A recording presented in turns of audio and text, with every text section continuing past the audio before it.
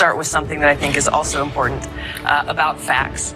Because recently on your show here, I was just going to get to that. Good. Helping you out. You want me to ask you? Look, some of you have accused me of being a traitor to my country, a Russian asset, a Trojan horse, or a useful idiot, I think was the term that you used. Which basically means that I'm naive or lack intelligence to know what's going on. They use that. I want to let your viewers know exactly who I am. All right. Set the record straight. I am a patriot. I love our country. I am a strong and intelligent woman of color. Yeah, did you watch the episode when Tulsi Gabbard got on to defend herself? And Joy Behar starts panicking, going over her notes while Tulsi is refuting everything that she said. Yeah, I mean, Joy Behar, again, these people have dementia.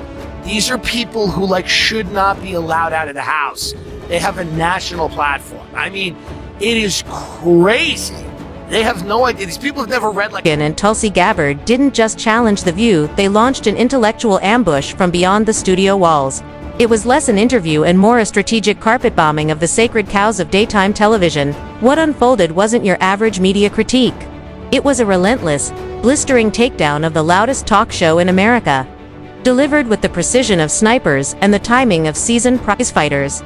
The View, so often wrapped in the delusion of its own invincibility, suddenly found itself at the receiving end of a verbal artillery strike, and while they were busy applauding themselves for speaking truth to power, Rogan and Gabbard reminded them what truth actually sounds like: sharp, inconvenient, and completely unwilling to play along with the narrative. She's also a Russian asset.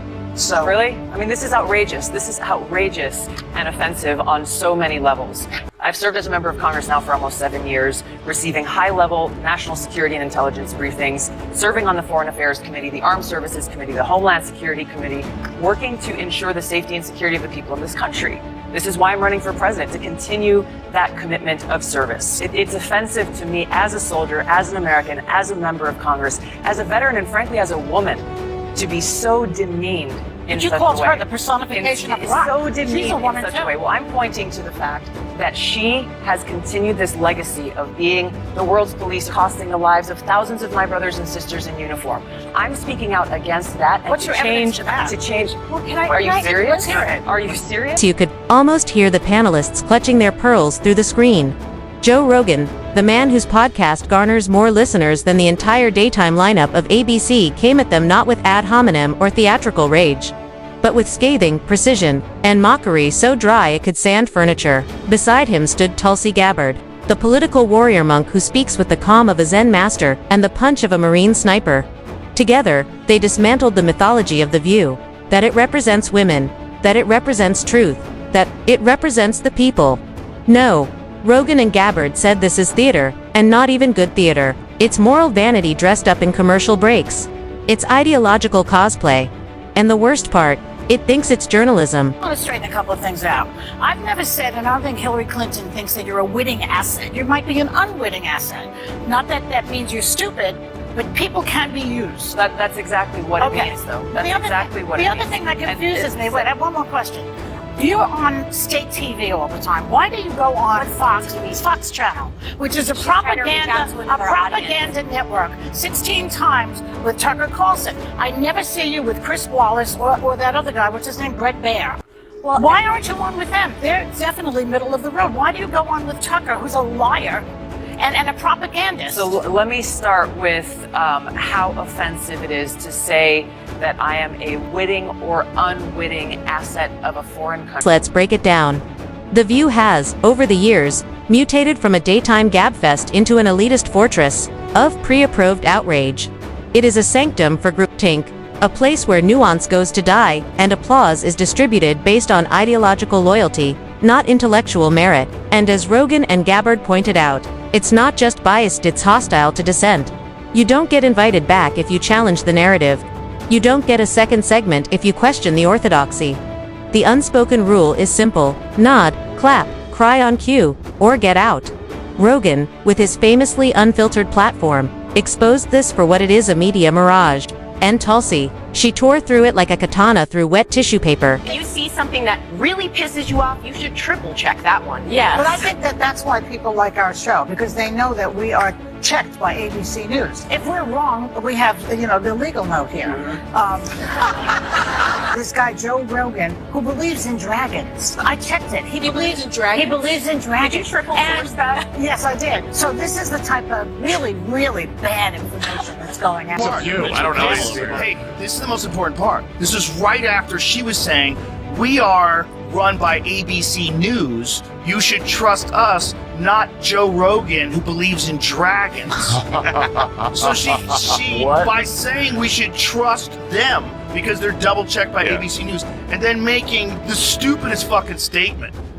Like you didn't listen to what I said. Yeah. You didn't listen to what the wildlife biologist, and that's only a part of what he said. I can't The believe other Joey part of what he Behar said didn't was weigh. there was something before that where he was explaining encounters with giant reptiles. And I then don't there's know. also, listen, It doesn't make sense to me There- that a middle-aged woman could be dumb.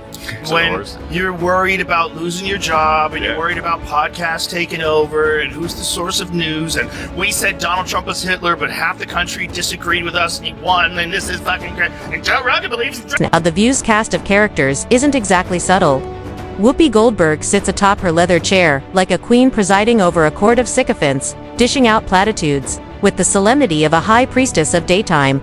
Rogan didn't flinch. He went after her, not with cruelty, but with clarity.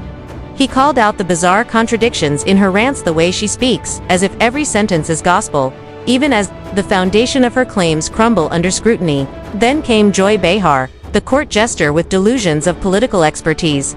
Rogan treated her tirades like what they are, performance art, more about catharsis than coherence. His tone, amused, his critique, devastating. She doesn't analyze, she reacts. And then there is Ana Navarro, the so-called Republican whose main job is to act shocked on cue when someone disagrees with her liberal friends. Rogan didn't even need to swing hard. Navarro crumbled under the weight of her own contradictions. That I am too stupid and too naive and lack the intelligence to know what I am doing. That is extremely Can I offensive get you to put the me quote and up? to every You woman guys of put color. the quote back up, because I think everyone has sort of missed something. What are we missing? Well, I think what you're missing is that asset had nothing to do with Tulsi. She was talking about Jill's time. Actually, her Yes, spokesperson confirmed it. They called you a Russian doll. Her spokesperson confirmed it because some of the media followed up and asked for her spokesperson to say what she meant and confirmed that they were talking about me. So there was no mistaking that. Right. Okay, well, that's clear. But the real wrecking ball, Tulsi Gabbard. While Rogan used sarcasm and satire, Tulsi brought the cold steel of moral conviction. She didn't come to clown. She came to condemn.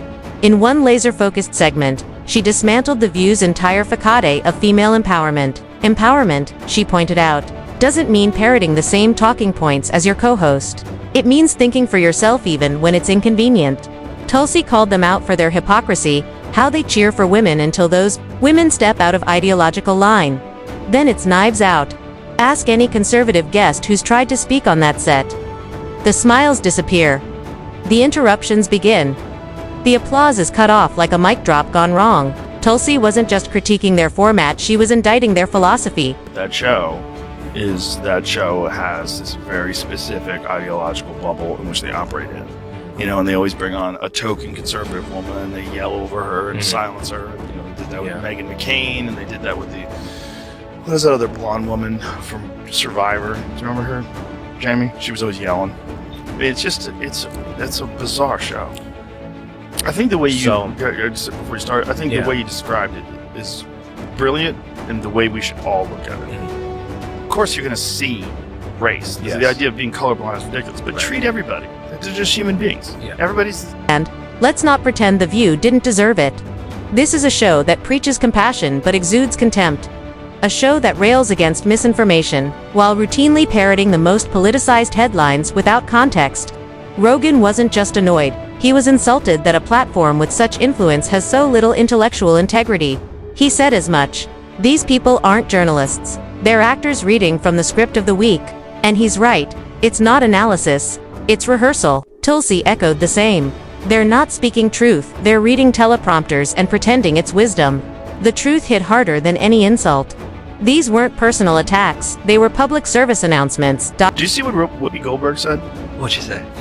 Whoopi Goldberg said that Biden could arrest all the Republicans and put them in jail. You just need to see how unhinged this kind of thinking is. Well, you know what Joe Biden could do? Joe Biden, you have to see it because it's so On TV, crazy. she said on television. You know, let's look at a scenario where the Supreme Court says, yes, he has all those rights. He is immune from everything. You know what Joe Biden could do since he is presently president? What? He could throw every Republican. Whoopi took the most damage. Rogan exposed her recent bizarre rants and bizarre historical interpretations as symptoms of a deeper illness. The media's obsession with moral authority over moral accuracy. She speaks like a prophet, but when challenged, she backtracks like a lawyer at deposition. Rogan saw straight through it. Whoopi thinks she's Socrates, he joked, but she's closer to a Facebook meme that your aunt reposts. The comment hit a nerve not because it was mean but because it was true. Whoopi has become the embodiment of what happens when celebrity confidence meets zero accountability, and when Tulsi added her surgical strike, pointing out Whoopi's pattern of moral outrage only showing up when the target isn't on her team. You could feel the studio's self-righteous air deflate in real time. You raised a second issue about why I go on Fox News. Yeah. I go on Tucker Carlson, go on Brett Baier, go on Sean Hannity, go on MSNBC, go on CNN. I am here to speak to every single American in this country about the unifying leadership that I want to bring as president. Not just speak to those who agree with me, Nice to think that but to speak with those who may disagree with me, recognizing that I'm asking for the opportunity to serve every single person in this country. We have to come together Joy, you used for to our come on Fox. country and our country's future. You used to come outrageous. They lie all Hard didn't fare much better. Rogan dismantled her trademark, move talk loud, accuse fast, pivot harder. He mocked how she shouts down guests and calls it debate. She thinks raising her voice makes her right, Rogan quipped, but all it does is raise my blood pressure. The line went viral, but the truth behind it was sharper than the joke. Bahar isn't debating, she's filibustering. She's drowning out disagreement with decibels. And Rogan had no patience for it. Tulsi, meanwhile, took a quieter path, simply quoting Bahar back to herself and asking, "Do you even believe this?" The silence that followed that question online spoke volumes. There's nothing more dangerous to a media performer than someone who refuses to play the script. It is the show that people love to hate. Yes, that's true.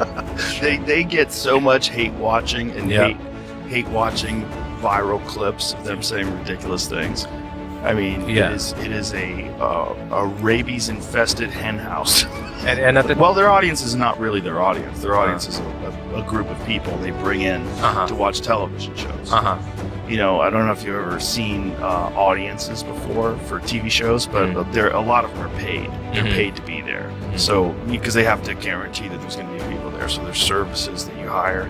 And when a show gets really, really popular, you know, like Letterman or something like that, obviously it has its own fan base. Right. Those people will try to get tickets before anybody else does. And in that case, they probably don't need to use a service anymore. They just get actual fans. But arguably, like, the fans, the real fans of The View that are like, oh, these ladies are on point. Most of those people can't leave. And let's not forget Anna Navarro, the human embodiment of a political weather vane. Rogan called her out for being a Republican, in label only someone who seems to exist solely to make CNN panels look diverse. He mocked her smugness, her constant fence-sitting, and her apparent allergy to original thought. She talks like she's doing us a favor by being there, he said, when in reality, she's the reason people stop watching.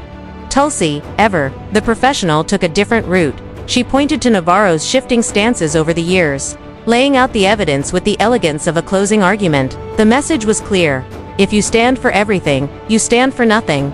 And Navarro, She's a walking void of conviction wrapped in a talking points memo. These terrible things that are happening in our country are happening because we have people in power who care more about themselves and their power than they do about the people, this country, our constitution, our democracy. They are setting this incredibly dangerous precedent that now, much like many banana republics in the world, whoever's in power has the ability to politicize and weaponize that power to go after their political opponent. Take away whatever people think about Trump, whatever. Right. The consequences and implications of what is actually happening and what so many of the Democrat elite are justifying in the name of protecting democracy is actually Rogan and Gabbard didn't just win the argument, they changed the conversation. In one fell swoop, they exposed The View not as a show about ideas, but as a performance about conformity.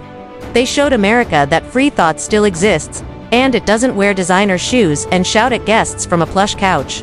Their dismantling wasn't just rhetorical, it was spiritual. They reminded people that you don't need to scream to be heard, that you don't need a live studio audience to be right, and that authenticity beats pretense every single time. Clips from their remarks spread like wildfire across social media, not because they were shocking, but because they were refreshing. Truth, it turns out, is still contagious.